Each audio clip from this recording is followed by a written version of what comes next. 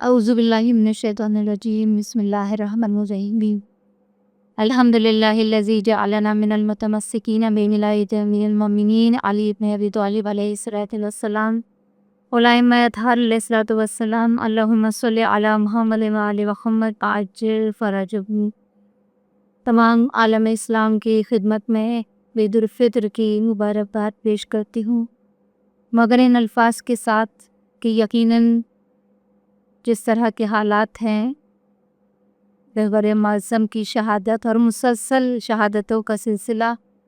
تو یقیناً دل کچھ طرح مسرور نہیں ہے اور نہ ہو سکتے ہیں کہ جس طرح عید الفطر پر دلوں میں خوشی کا احساس ہوتا ہے کہ پروردگار عالم کی جانب سے عید الفطر ایک تحفہ ہے، ایک انعام ہے جو پروردگار عالم اس مشقت کے بدلے میں، اس تربیت نفس کے بدلے میں، اس تقویٰ کی منزل تک پہنچنے کی کوششوں کے بدلے میں اللہ اپنے بندوں کو، مومنین کو عطا کرتا ہے۔ یقیناً وہ خوشی کے لمحات اس طرح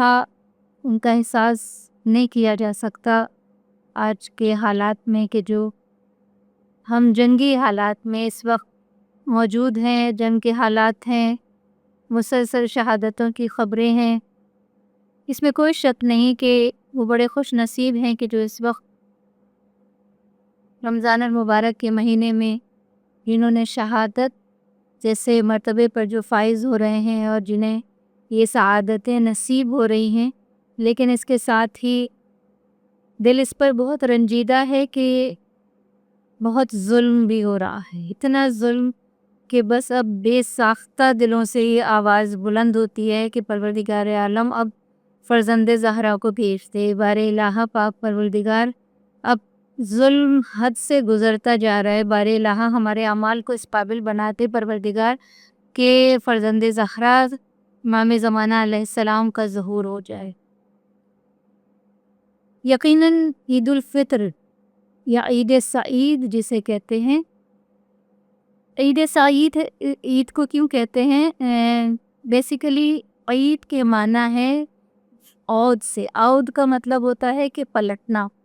تو ایک تو یہ کہ ہر سال یہ خوشی اور مسرت کے لمحات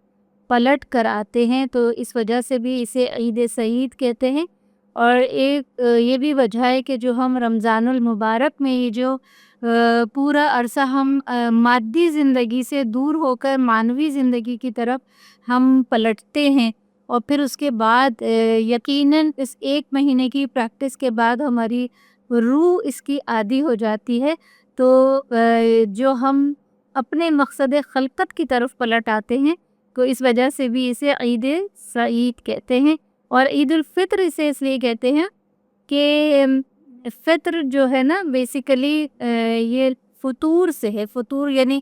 فے تے واو رے والا فطور نہیں، بلکہ فے تو واو رے والا فطور، کہ جسے عربی میں جس کا معنی ہے ناشتہ کرنے کے، یعنی جو ہم صبح اٹھ کے ناشتہ کرتے ہیں نا، اسے عربی میں فطور کہتے ہیں۔ اور جو ہم پورے ایک مہینے کے بعد جب ہم صبح ناشتہ کرتے ہیں، تو وہ اس وجہ سے اس حوالے سے بھی اسے عید الفطر کہتے ہیں کہ مرد حضرات جاتے ہیں، نماز پڑھ کر آتے ہیں اور پھر گھر آ کر ناشتہ کرتے ہیں۔ ایک مہینے تک جو ہمارا روٹین بالکل مختلف ہوتا ہے اور ہم ناشتہ نہیں کر رہے ہوتے، تو اس حوالے سے بھی عید الفطر کہتے ہیں۔ اور اس کے علاوہ اسے عید الفطر اس لیے بھی کہا جاتا ہے کہ اس دن ہم فطرہ نکالتے ہیں، اس سے بھی مناسبت ہے عید الفطر کی۔ اور فطرہ اسی لیے نکالتے ہیں کہ عید کا دن جو ہے وہ خوشیاں منانے کا دن ہے، اور صرف اکیلے انفرادی خوشی کا نام نہیں ہے بلکہ اجتماعی خوشی کا نام ہے۔ تو لہٰذا جو ہم فطرہ نکالیں تو ظاہر ہے کہ ہم دوسروں کو، ان غریبوں کو اپنے ساتھ، ان لوگوں کو شامل کرنا چاہتے ہیں، اور اللہ تعالیٰ نے یہ ایک نظام بنایا ہے اور ہمیں یہ طریقہ سکھایا ہے کہ ہم عید کے دن اپنی خوشیوں میں انہیں شامل کریں۔ اور عید کا دن یقیناً ہمیشہ کہتی ہوں عید سے پہلے یاد رکھنا چاہیے کہ جو شب عید ہے نا، اس کی بھی بہت زیادہ امپورٹنس ہے، بہت اہمیت ہے، اس حوالے سے کہ جس طرح ہم شب قدر جتنی اس کی امپورٹنس سمجھتے ہیں، اور اللہ تعالیٰ نے اس ایک رات میں چند گھنٹوں میں جو اجر و ثواب پروردگار عالم نے انتظام کیا ہے ہمیں عطا کرنے کا، وہ پورا سال ہم اس طرح حاصل نہیں کر سکتے۔ تو اسی طرح جو شب عید ہے اس کی بھی اہمیت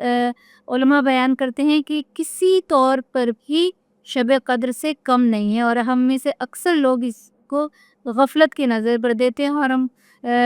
جو ہم نے پورا مہینہ یہ جس طرح سے اپنے نفس کی تربیت کی ہوتی ہے، جو سیلف ڈسپلن ہمارے اندر آتا ہے نا، کیونکہ سیلف ڈسپلن کو میں ہمیشہ کہتی ہوں کہ سیلف ڈسپلن کی ڈیفینیشن کیا ہے کہ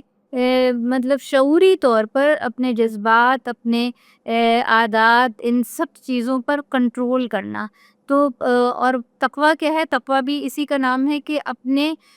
جذبات، اپنے اعمال کو، اپنے ہر عمل کو، اپنی ہر خواہش کو اللہ کے حکم کے تابع کر دینا۔ تو یقیناً شعوری طور پر جب ہم اپنے خواہشات، اپنے جذبات، ان تمام چیزوں پر جب ہم کنٹرول کرنا سیکھ لیتے ہیں اس ماہ مبارک میں، جو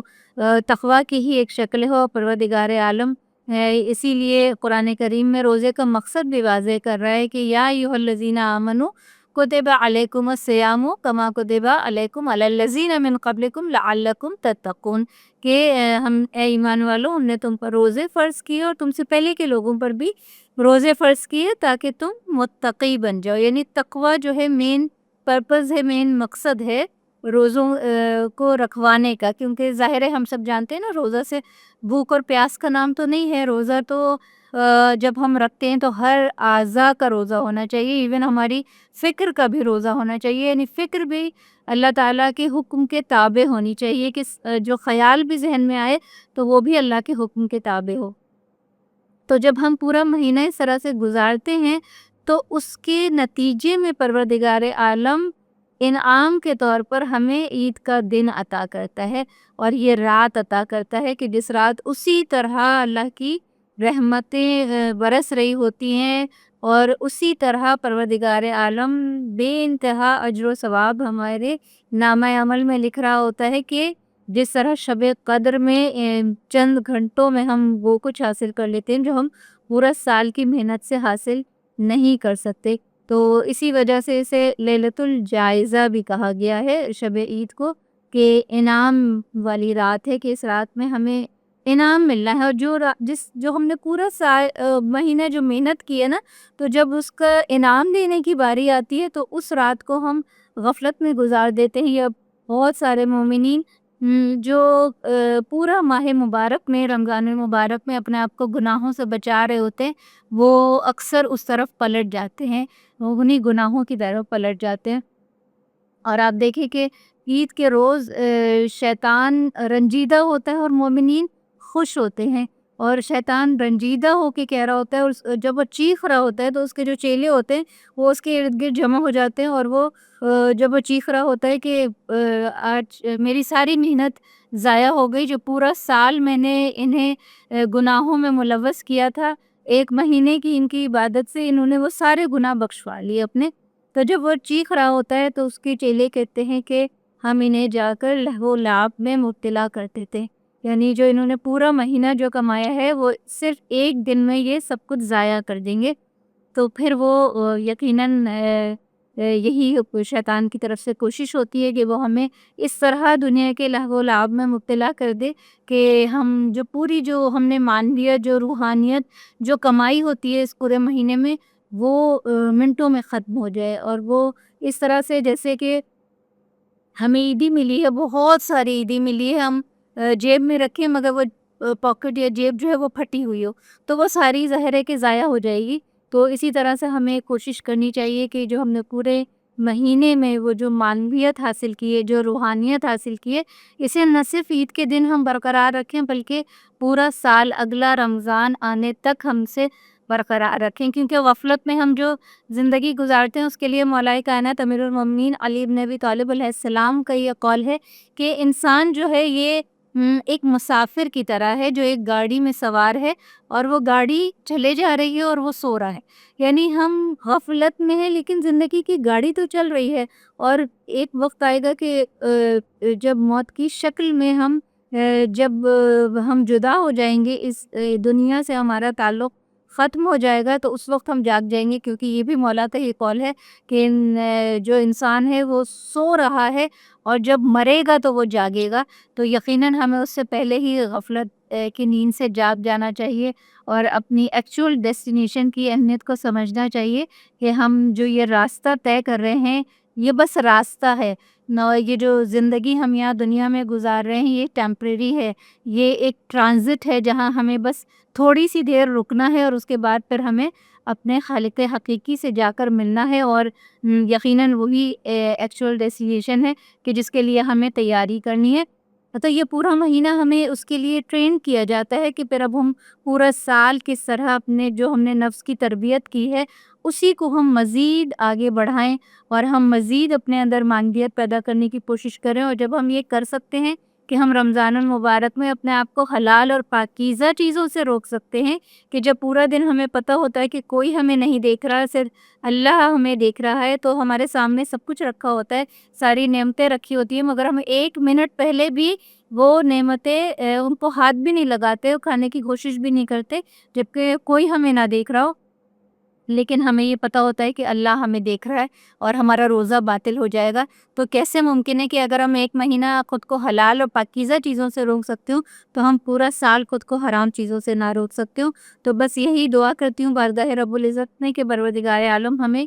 صحیح معنی میں وہ معنویت اور روحانیت جو ہم نے اس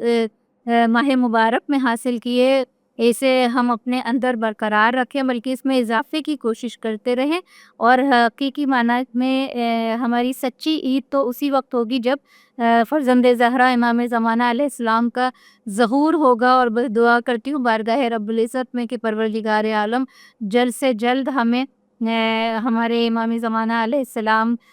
سے ملا دے اور ان کے ظہور میں تعجیل فرما دے، اور ہمیں ہماری اولاد کو اور ہماری آنے والی نسلوں کو امام زمانہ علیہ السلام کے سچے ناصروں میں شامل کر دے، ان کے لیے زمینہ سازی کرنے والوں میں شامل کر دے، اور ہماری اس دعا کو اور جو بھی ہم نے ٹوٹی پھوٹی عبادتیں کی رمضان المبارک میں ان سب کو اپنی بارگاہ میں قبول و مقبول فرما لے۔ اللہم صلی علی محمد و آل محمد وعجل فرجهم۔